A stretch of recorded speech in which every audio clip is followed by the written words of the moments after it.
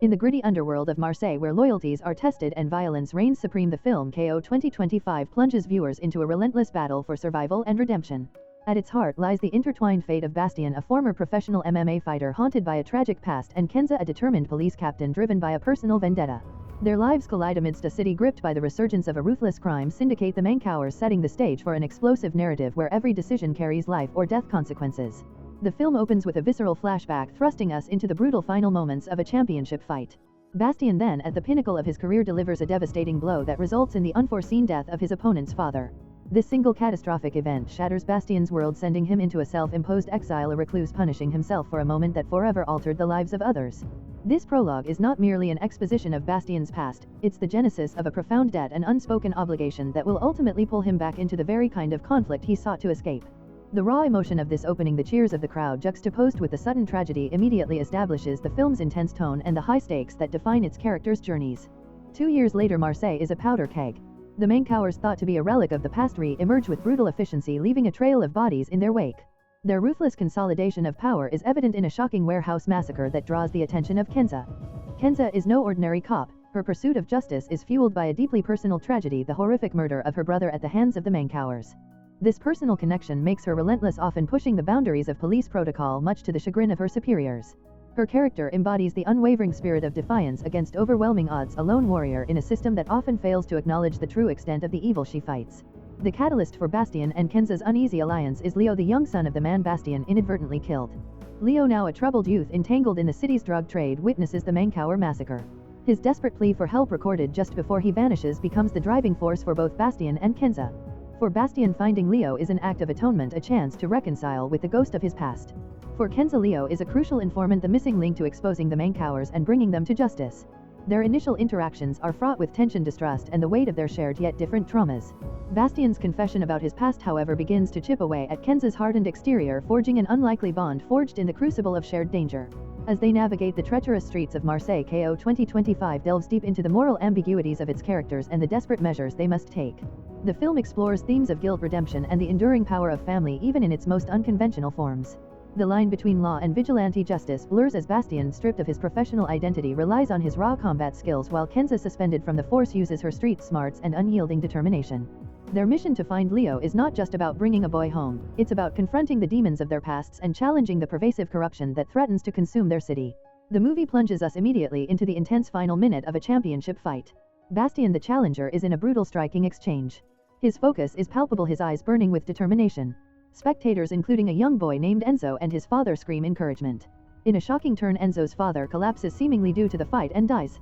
The scene quickly cuts to his funeral, where a distraught Leo, another child, confronts Emma, presumably Bastien's partner or a close family member. Leo is full of rage and grief, trying to attack Emma, who is deeply apologetic. The underlying tension suggests Bastien's victory came at a terrible cost. 2 years later, in the bustling Phocéan city, Marseille, police captains Sarkisian and Aleki investigate a bloody massacre at a warehouse. Several known criminals, including Karim Zohair, Kylian Garbai, and Moussa Ouattara, are dead, but their boss Andlo is missing. Aleki, despite Sarkisian's skepticism, immediately suspects the Mancowers, a notorious gang known for their violent methods and for taking over neighborhoods. The chief of police dismisses Aleki's hunch due to a lack of concrete evidence and Aleki's known personal history with the Mancowers. He demands proof, witnesses, and tangible facts. Aleki, still simmering from the encounter, receives a frantic call from Kenza, a woman in distress. Kenza is meeting a panicked Leo, who reveals he was at the warehouse and saw everything. He confirms the Mancowers were responsible and that they saw him putting his life in grave danger. Before Kenza can fully grasp the situation, a car presumably driven by Mancower associates speeds towards them. Leo flees, leaving Kenza in a desperate chase.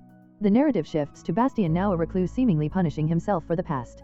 Emma tracks him down, revealing that Enzo, now Leo, went to Marseille 6 months ago to live with his cousin and started dealing drugs.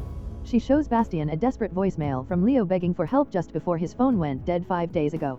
Emma implores Bastien to find Leo, reminding him of the debt he owes for taking Leo's father. She gives him a black virgin statue for luck and makes him promise to bring her son back. Bastien arrives in Marseille, immediately asserting his authority in Leo's neighborhood, warning a young resident named Dylan to guard his motorcycle. He infiltrates Leo's cousin Hugo's apartment, identifying himself as a cop to Hugo, who is badly beaten and injured. Hugo confirms the Mancowers attacked him looking for Leo and that he believes Leo is in hiding after witnessing the massacre at the warehouse.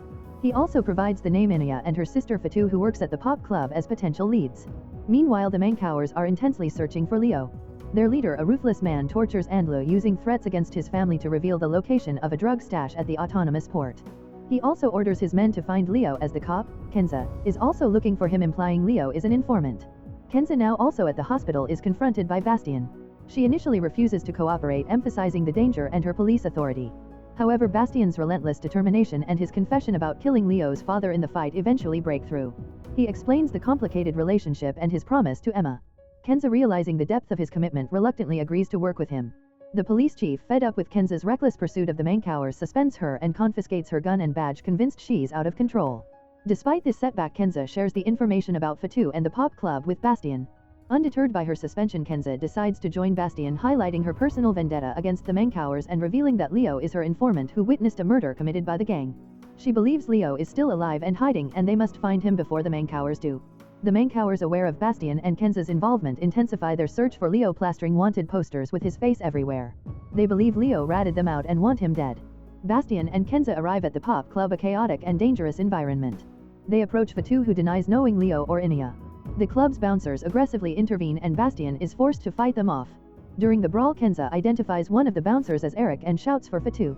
The situation escalates, with Fatou screaming for help, clearly terrified of someone, possibly Bastien, or the situation unfolding around her. The frantic pace and violence underscore the increasing peril of their search.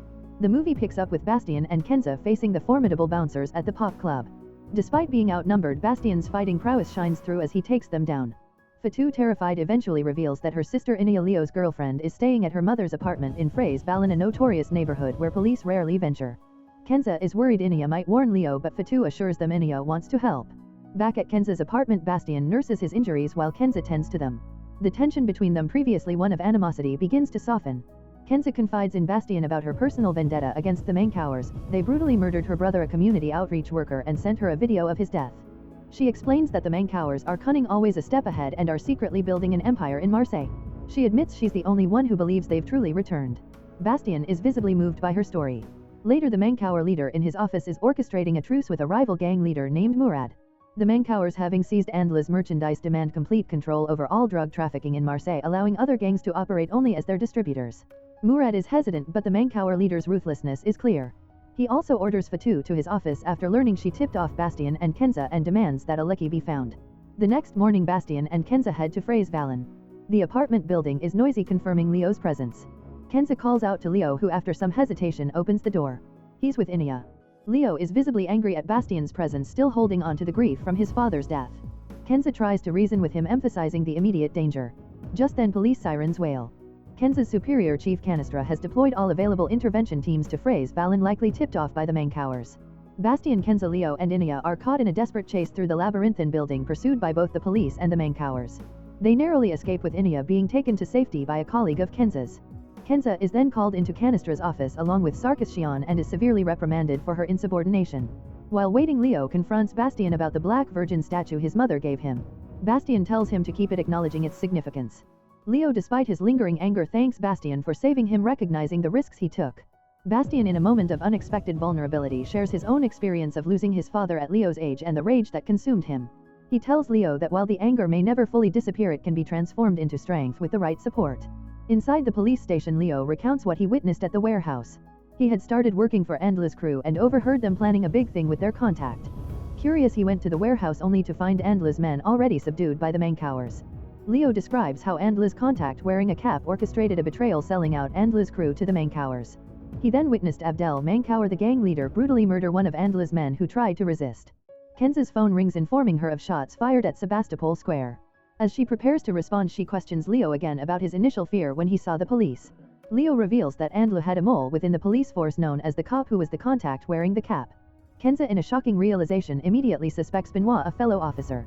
As Kenza confronts Benoit, he pulls a knife, confirming Leo's revelation.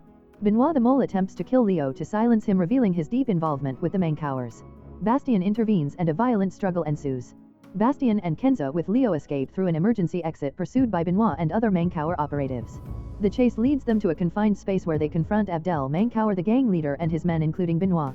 The fight is brutal, with Bastien engaging Abdel in a desperate hand-to-hand combat. Bastien's raw power and skill overpower Abdel. As Bastien subdues him, Abdel taunts him about his brother's fiery death. Enraged, Bastien comes dangerously close to killing Abdel, but Kenza steps in, calming him, reminding him it's over. The scene ends with Abdel defeated, observing Bastien with a new understanding, perhaps recognizing a shared darkness. Bastien acknowledges that he enjoys the fight, and when asked what he'll do next he says he'll have to see, perhaps hinting at a new purpose in life. Leo, now safe, offers to follow Kenza and learn how she dealt with her anger, suggesting a new path for him as well. The promise of Leo returning to his mother provides a glimmer of hope amidst the darkness. If you enjoy watching this video, then subscribe to Angel Recaps for the latest movies explanation.